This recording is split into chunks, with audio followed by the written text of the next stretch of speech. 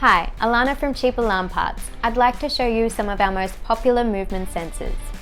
In my hand here, I have the Bosch Blue Line Gen 2 pet-friendly Tritech sensor, and this is a great sensor if you have animals such as dogs or cats in your home, as it ignores animals up to 45 kilos. So this is a sensor for pet lovers. It also can't see things like air movement caused by appliances such as air conditioning or heaters or having a window open a small amount. Down the other end of the scale is the standard Bosch Blue Line Gen 2 PIR.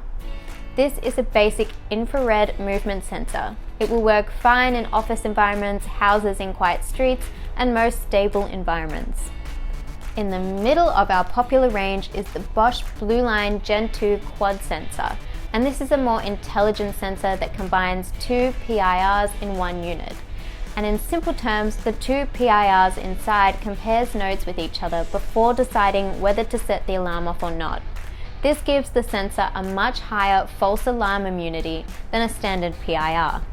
You can use them in sheds, warehouses, garages, if your premises is near a train line, airport, harbour, slightly less stable environments where you could get false alarms.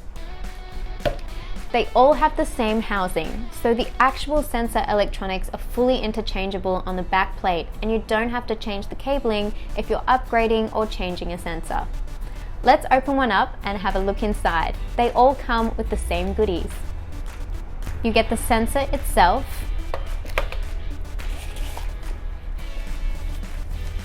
the instruction manual, and some mounting screws and a cable tie. They all mount flat on a wall or in a corner without extra brackets, but brackets are available if you want to ceiling mount them or tilt them on a wall. Take a look at our other videos if you want more technical information on any of these sensors and many of our other products. And that's it. If you enjoyed today's video, leave your comments below and like and subscribe to our channel.